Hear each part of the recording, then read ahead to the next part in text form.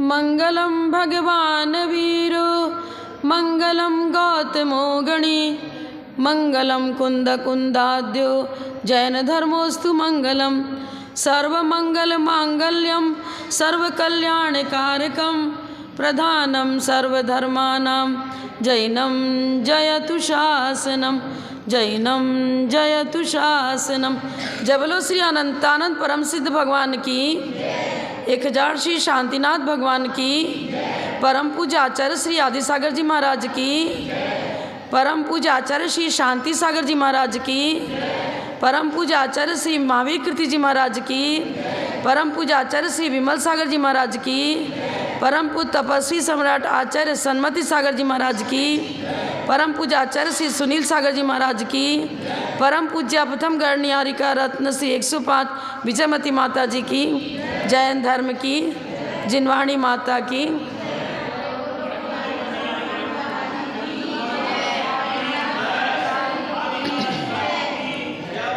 सम्यक दर्शन मूलम ज्ञानस्कंदम चारित साखाढ्यम मुनिगण विहिगा किरणम आचार्य महाद्रुमं वंदे आचार्य महाद्रुमं वंदे।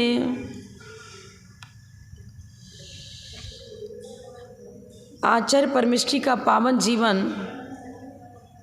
एक महाद्रुम ऐसा कल्प वृक्ष है जो मात्र लौकिक संपत्ति को नहीं देता, बल्कि उससे एक ऐसी संपत्ति प्राप्त होती है जिसके द्वारा हम अतीन्द्रिय आत्म सुख को निकट भाव में प्राप्त कर लेते हैं। मुनिगण विहिगा किरणम, उस वृक्ष पर आश्रय लेने वाले कौन से पक्षी? मुनिगण विहिगा किरणम, मुनियों का समूह। मुनि जिनकी शरण में पहुंच करके अपनी तपः साधना से आत्मा को परमात्मा बनाने की कला सीखते हैं, ऐसे थे आचार्य आदि सागर जी महाराज और आचार्य शांति सागर जी महाराज। और उनकी परंपरागत ही आजकल हमें मुनि संघ का दर्शन हो रहा है। जैसे कि गेहूं के 10 दाने बोए और फिर उसमें फिर पौधा निकला और असंख्य दाने निकलते हैं। तो आज जितने भी त्यागी वर्ग आपको नज़र आ रहे हैं, मुनि यारिका श्रावक श्राविका, जो भी मोक्ष मार्ग आज इस पृथ्वी पर नज़र आ रहा है, वह सब आचार्य आदि सागर जी महाराज और आचार्य शांति सागर महाराज की ही देन है। उनके शिष्य प्रशिष्य हैं जिनके द्वारा आप मोक्ष मार्ग का ज्ञान करते हो, अध्ययन करते हो और धर्म मार्ग पर चल रहे हो। नाम ही था आचार्य आदि सागर जी महाराज।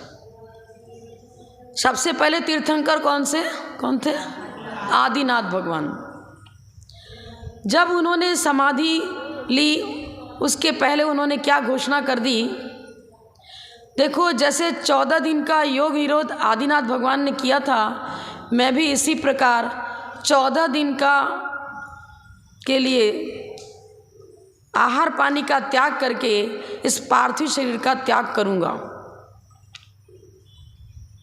उनकी पुण्यतिथि है ना आज, कौन सी? आचार्य आदि सागर महाराज की, आदि सागर महाराज की जन्म जयंती और उनकी आज शांति महाराज की पुण्यतिथि, ठीक है। लेकिन कला तो शांति सागर महाराज जी ने, श्रावक धर्म हो या मुनि धर्म हो, सबका अध्ययन आदि सागर महाराज के चरणों में जाकर किया था। उनके पास ही सेवा किया करते थे, पढ़ते थे। चारों अनुयोगों का ज्ञान उन्होंने आचार्य आदि सागर महाराज के पास ही किया था। और आहार कराने को स्वयं नदी पार कराकर उनको ले जाते थे और अपने घर आहार कराते थे। जब इन्होंने 14 दिन की संलेखना ली, किसने? आचार्य आदि सागर महाराज ने। उसके पहले जब इनका आहार हुआ तो सरस्वती बाई हड़प्पा एक बहुत बड़ी महिला थी, मतलब संपन्नशील थी, संपन्न अच्छी, मतलब करोड़पति पार्टी समझ लो, और समाज की मुखिया थी। वो जंगलों में स्वयं जाती थी सारा सामान लेकर के और उनका आहार कराती थी। अंतिम दिन जब उन्होंने आहार कराया तो उन्होंने 5 किलो मावा, लोग कहते हैं 5 किलो, और भी मावे की मिठाई और सारी सब मिलाकर, मतलब उनका लोग ऐसी अतिशयोक्ति है कि वो 1 मन आहार करते थे। अब जो भी हो, सब दूध का ही बना हुआ सामान, पेड़ा कहो, लड्डू कह लो, मावे का जो भी, और 5 किलो तो ऐसा मावा ही खाया और आहार निरंतर हो गया।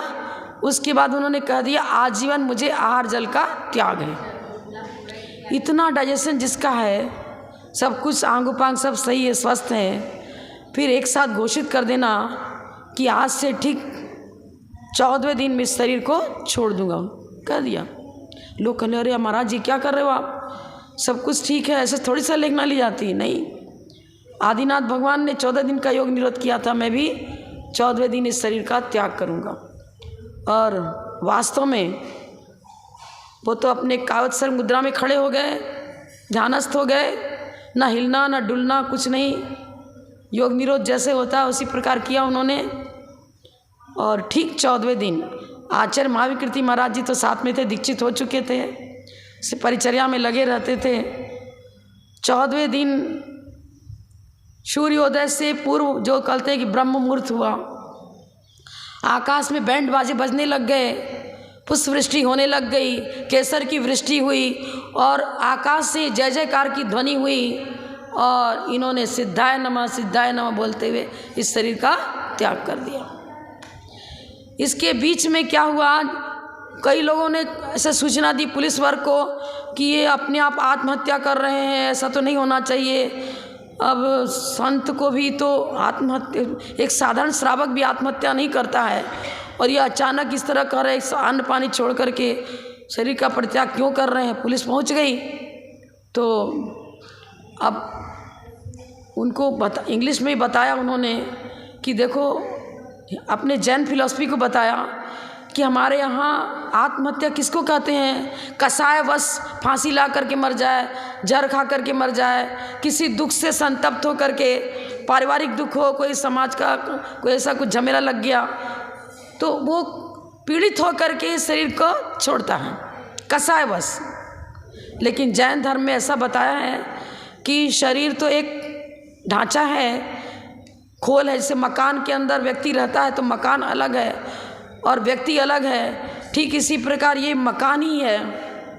जब ये जीर्ण शीर्ण हो जाए, अब मुझे आंखों से दिखना कम हो गया तो अपने व्रतों का पालन निरतिचार नहीं कर पाता हूँ, तो जैन आगम में ऐसा बताया है कि रत्नत्रय की रक्षा करना, हमारा प्राण तो रत्नत्रय है, चेतना ही जीव का प्राण है और उस द्रव्य प्राण का कभी भी वो उसको छत विछत नहीं किया सकता है। भाव प्राण को छत विछत नहीं कर सकते, ये द्रव्य प्राण है, आयु समाप्त होते ही इसको छोड़ना ही पड़ता है। लेकिन भाव प्राण त्रैकालिक होता है, उसका नाश होता ही नहीं है। तो रक्षणीय तो भाव प्राण है, ये द्रव्य प्राण रक्षणीय नहीं है, इसे तो कभी ना कभी छोड़ना ही है।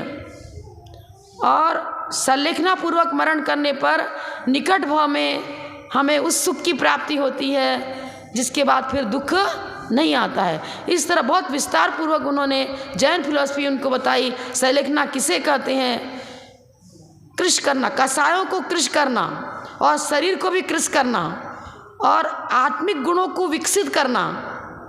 इस प्रकार हम हर्षपूर्वक, शांतिपूर्वक, समता भावपूर्वक इस शरीर का त्याग करते हैं और ये हमारे जैन धर्म का एक अंग है। जैन धर्म का एक ऐसा अंग है जो कि भाव में सुखदायी है। एक बार संलेखना धारण करके मरण किया तो 7 भाव से ज़्यादा संसार में नहीं रहता। तो बहुत प्रभावित हुए और उन्होंने करीब 200-300 किलोमीटर तक के फ्री ट्रेन छोड़ दी, गाड़ियाँ बसें फ्री छोड़ दी कि जिसे भी संत का दर्शन करने के लिए जाना है आप सब वहाँ पहुँचो। तो गवर्नमेंट भी, सरकार भी बहुत प्रभावित हुई, अंग्रेजी सरकार जो थी वो भी इनकी दर्शन करके और उनकी व्यक्तित्व को देख करके और इनकी भावनाओं को देख करके और इनकी जैन धर्म की सिद्धांतों को समझ करके बहुत प्रभावित हुए। और आपको क्या बताएं, आचार्य शहनशाह महाराज के विषय में तो आप बहुत सुन चुके होंगे, लेकिन शांति सागर महाराज का जीवन भी आदिसागर महाराज की तरह ही था और ये घोर तपस्वी थे। अंतर इतना रहा कि आदिसागर महाराज तो दक्षिण भारत में ही रहे और कुंजवन के आसपास की गुफाओं में ही वहीं उन्होंने अपना जीवन यापन किया। वो शहर में आना नहीं चाहते थे। जब शहनशाह महाराज जी ने अपनी गृहस्थ अवस्था में थे और दीक्षा का भाव हुआ, सर्वप्रथम आदिसागर महाराज से ही कहा कि आप मुझे दीक्षा दो, लेकिन उन्होंने ये बात रखी थी कि शहर में मैं दीक्षा लूँगा, मैं इस जंगल में दीक्षा नहीं लूँगा, इसलिए कि अन्य लोग भी तो समझे दीक्षा क्या होती है और जैन धर्म का स्वरूप क्या है, उनकी चर्या कैसी होती साधुओं की, ये लोगों को समझ में आए। इसलिए उत्तर भारत में और लोगों के बीच में मैं दीक्षा लूँगा, इधर नहीं लूँगा। तो उन्होंने कहा मैं तो वन प्रांत में रहने वाला संत हूँ, मैं नहीं जाऊँगा, आप और किसी से दीक्षा ले लो। दीक्षित होने के बाद भी उन्होंने उसी आदर्श को अपनाया जो आदर्श आचार्य आदिसागर महाराज का था। इन्होंने जिनसे दीक्षा ली थी देवेंद्र कीर्ति जी से, वो क्या करते थे, जब आहारचर्या को जाते तो लंगोट लगाकर जाते थे। बहुत आतंक फैला हुआ था देश में, अंग्रेजों का शासन था। तो और दक्षिणा में एक चांदी का सिक्का वो भी कुछ लेकर आते थे। लेकिन जब ये दीक्षित हो गए उनसे, उस प्रकार नहीं किया। इन्होंने जैसे अवग्रह लेकर निकलते हैं, विधि लेकर निरंत वेश में ही निकले और घूमते रहे, कहीं कोई विधि जानते ही नहीं थे। पड़गान कैसे होता है, क्या होता है, जानते ही नहीं थे। वो तो पंडित कह देता था कि अमुक घर में आपका निमंत्रण है, तो उसी प्रकार वहाँ जाकर आहार कराते थे। पर ये निमंत्रण से तो चाहते नहीं। इनको मालूम था कि आचार्य आदिसागर महाराज ने जो विधि सिखाई थी, वास्तव में मुनि की विधि इसी प्रकार होती है आहारचर्या की, और उसी प्रकार वो निकले। फिर कितने दिन, 8 दिन 9 दिन, जितने दिन उपवास उनके हो गए।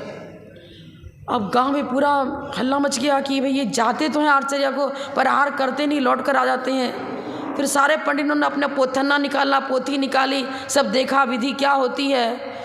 तो जो विधि पुस्तक में लिखी थी उसी विधि से सब लोगों ने अपने घर में आहारचर्या की व्यवस्था बनाई और पड़गान के लिए खड़े हो गए। बड़ी कठिनाई से विधि मिली और उस प्रकार उन्होंने फिर आहार किया।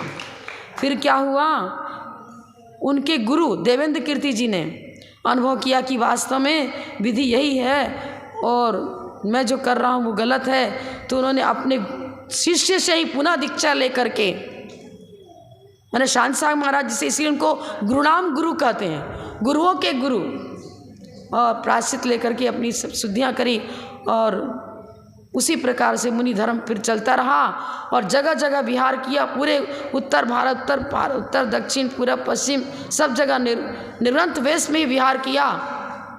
बहुत सारी कठिनाई आई, कठिन नियम लेते थे। एक बार उन्होंने नियम ले लिया कि गुड़ के ऊपर सिंग, मतलब बैल जो है ना, बैल के सिंग में गुड़ फंसा हो, उसको गुड़ की बेली फंसी हो, हाँ, इस प्रकार का। वो ठेला खड़ा था गुड़ का बेचने वाले और विधि लेके निकल रहे थे। अचानक वो बैल ने फंस गया, उसका गुड़ फंस गया सिर में और वहीं खड़ा था जहाँ लोग पड़गान खड़े थे। वो विधि मिल गई तब वहाँ पर आहार किया। बहुत कठिन नियम लेते थे। शीन स्कृत व्रत किया जो बहुत ही अत्यंत कठिन है। करोड़ों उपवास इन्होंने कर लिए, व्रत का चलता ही रहता था। लेकिन आत्मबल इतना अधिक था, कितना भी उपसर्ग हो, कुछ भी हो, दिखते नहीं थे। एक बार आपको बताऊं, जैन बाड़ी, ये क्या नाम है, कोगनूर नाम है शायद, देखना पड़ेगा, मैं क्या नाम भूल जाती हूँ, वो अलग है। इनका पहला चातुर्मास कोगनौली में हुआ था, दूसरा चातुर्मास कुंभोज में हुआ, तीसरा फिर कोगनौली में हुआ। यहाँ पर एक जैन बाड़ी है। अब कोगनौली में जब पहुँचे तो वहाँ के अधिकांश जैनी ना कुदेवों को पूजते थे, शंकर पार्वती जो अन्य देवों को पूजा करते थे। तब क्या किया इन्होंने, जितने भी अन्य देवी देवताओं को अपने घरों में विराजमान कर रखा था, पूजन करते थे, उन सबको एक ट्रक में डलवा करके समुद्र में विसर्जित करवा दिया। अब पुलिस खड़ी हो गई। अब अन्य मतावलंबी चुकने वाले तो थे नहीं, अरे ऐसा एक साधु आया जो हमारे देवी देवताओं को नदी में पटकवा देते हैं, तो आप इस पर एक्शन लो भाई, इनका ऐसा नहीं करना चाहिए इनको। अब पुलिस पहुंच गई, कहने लगी आप ऐसा क्यों करते हो, अन्य देवों का भी तो अपमान नहीं करना चाहिए आपको, आपने इष्ट देव को पूजो, लेकिन हमारे देव भी तो पूजे हैं। तो महाराज जी ने क्या कहा, आप गणेश जी का पूजा करते हो, गणेश चौथ पूजा करते हैं ना, फिर क्या करते हो, मूर्ति को बाद में पानी में विसर्जित कर देते हो। जब इनका काल था तो इनकी पूजा हुई, अब इनका काल समाप्त हो गया है, अब तीर्थंकरों का जो पूजन का समय है वो आ चुका है, इसीलिए मैं भी विनय पूर्वक उनकी विधि पूर्वक मैंने उनको विसर्जित किया है। तो कौन सा अपराध किया, कोई अपराध नहीं हुआ। और उनके तेजस्वी मुद्रा को देख करके वो पुलिस तो कांपने लग गई और चली गई, कुछ भी नहीं किया। और जैन बाड़ी में क्या है ना, वहाँ सर्प का विष उतारने वाला एक जैन भाई था, वो क्या करता था, मिथ्या मंत्रों के द्वारा सर्प का विष उतार देता था। किसी को भी सर्प काट गया उसका विष उतार देता था। अब उसने तो मिथ्यात्व का त्याग किया नहीं, तो गांव वाले कहने लगे अरे इनको मत त्याग करवाओ। क्यों भाई, ऐसी ऐसी बात है। महाराज ने सोचा अब सोचनी विषय, देखना पड़ेगा, प्रजा का भी तो हित होना चाहिए। फिर उन्होंने उसको बुलाया और कहा कि देखो मैं तुम्हें एक मंत्र देता हूँ, इस मंत्र की साधना करो और 2 महीने के भीतर यदि इस मंत्र मेरे द्वारा दिए हुए मंत्र से कार्य हो जाए तो तुम मिथ्यात्व को छोड़ देना। उसने कहा ठीक है महाराज, मैं ऐसा करूँगा। और महाराज के द्वारा दिए मंत्र का जप करने लग गया। अचानक किसी बैल को सर्प ने काट दिया था, तो आचार्य शांतशाह महाराज के द्वारा दिए हुए मंत्र का उसने प्रयोग किया और बैल का सर्प, जो बैल के ऊपर विष चढ़ा था, सर्प का विष वो उतर गया। फिर गांव में किसी को विष चढ़ता, सर्प काट लेता, कोई बिच्छू काट गया, तो आचार्य महाराज के द्वारा दिए हुए मंत्र का ही प्रयोग करता था और उससे लाभ हो जाता था। एक बार मैंने आपको बताया था कि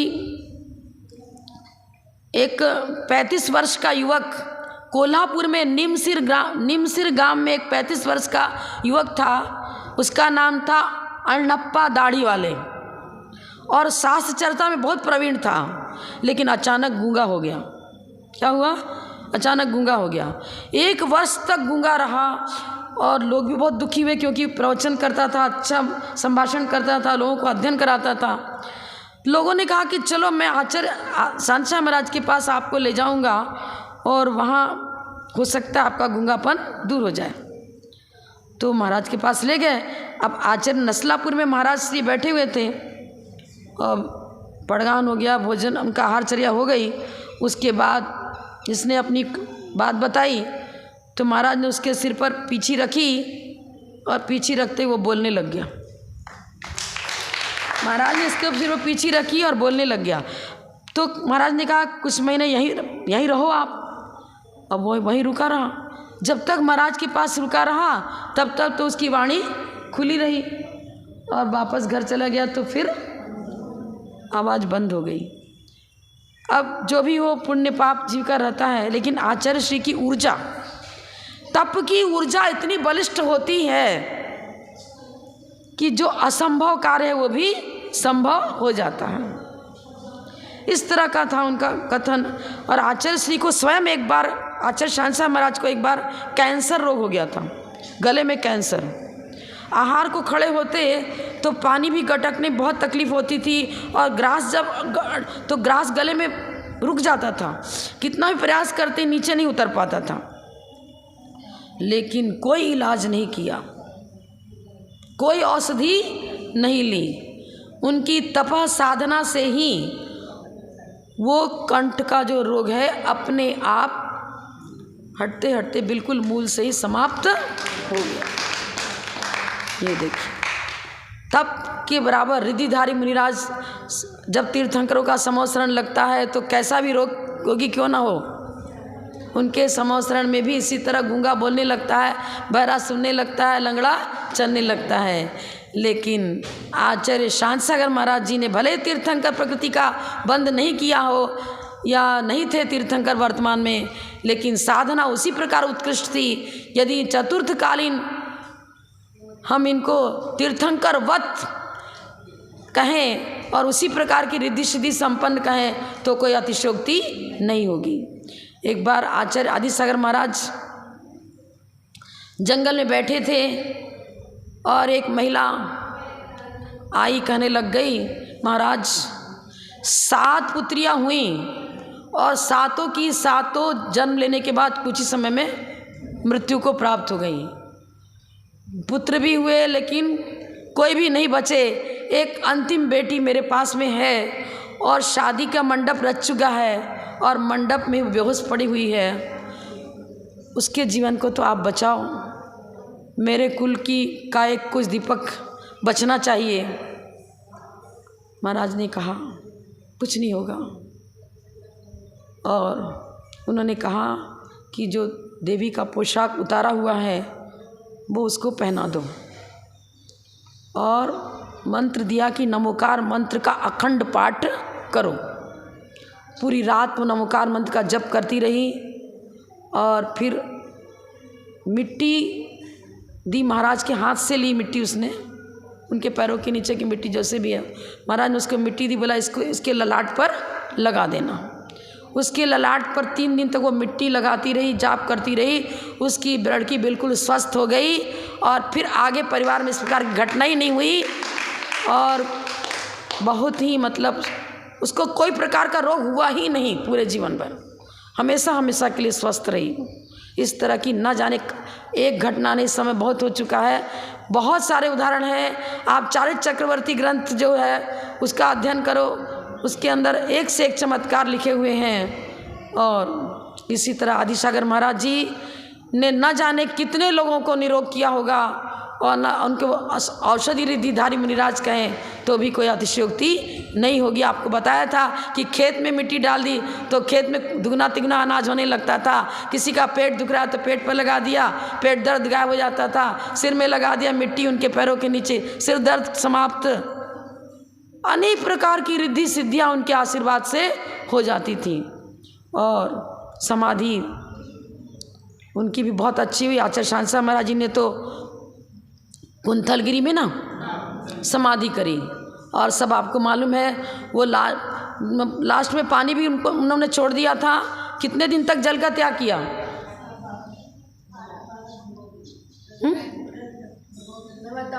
नहीं 12 दिन नहीं, बहुत ज़्यादा होता, 21 हाँ 18 जल भी छोड़ दिया था। और बिना जल के भी इसी प्रकार का चेतना जागृत रही, बोलते रहे, उनके मुख से आवाज़ निकलती रही। लास्ट में पंडित ने कहा मैं आपको भगवती आराधना सुनाऊं क्या? तो उन्होंने कहा नहीं रे पंडित, तू क्या मुझे भगवती आराधना सुनाएगा?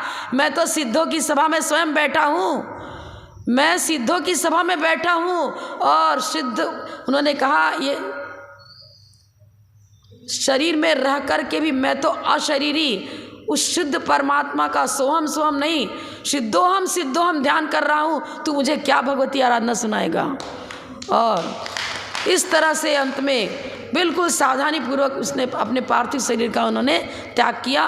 और देखो भाई, विशेष शांति सागर महाराज का पूरा जीवन मैं अभी आपको कभी समय समय पर सुनाऊंगी, आचार्य साहब महाराज के भी सुनाऊंगी। लेकिन क्या होता है ना, ये संदर्भ कभी कभी सुनाने में आता है, कभी कभी चिंतन में आता है, तो हर एक घटना अभी मुझे स्मरण में नहीं है।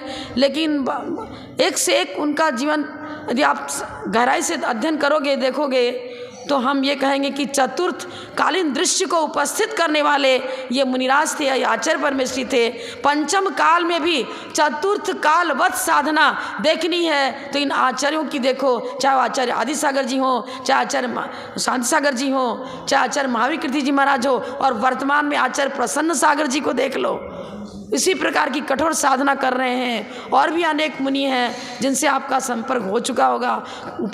मासो उपवासी मुनिराज आज भी मौजूद हैं और उनकी साधना भी उसी प्रकार चल रही है। तो जब तक पंचम काल का अंत नहीं हुआ तब तक ऐसे ऋषि महर्षि इस पृथ्वी पर देखे जाएंगे, भले ही संख्या कम हो, और उनके द्वारा ही धर्म तीर्थ का प्रवर्तन अंत तक होता रहेगा। फिर छठा काल में तो अग्नि का भी लोभ धर्म का भी लोप और राजा का भी लोप हो जाएगा।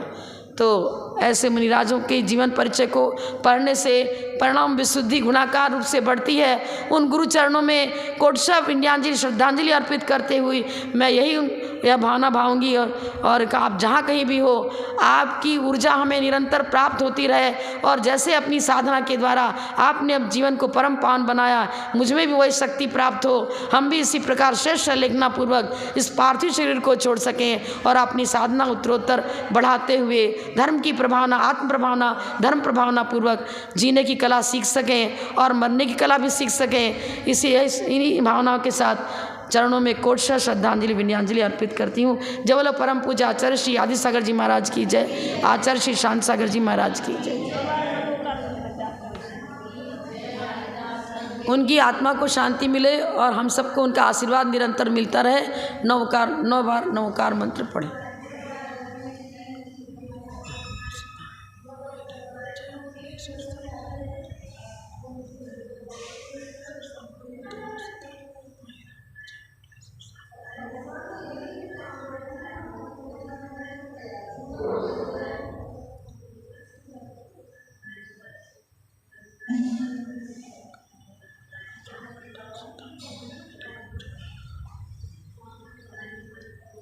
इचलकरण जी से एक और तपस्विनी यहाँ बैठी है, इसने भी 10 उपवास किए थे और बहुत भावना अच्छी है। ये आए हुए हैं, हम लोगों ने चातुर्मास किया था। ये इनका नाम भावना बहन और इनके परिवार के लोग हैं। इनका सम्मान करो।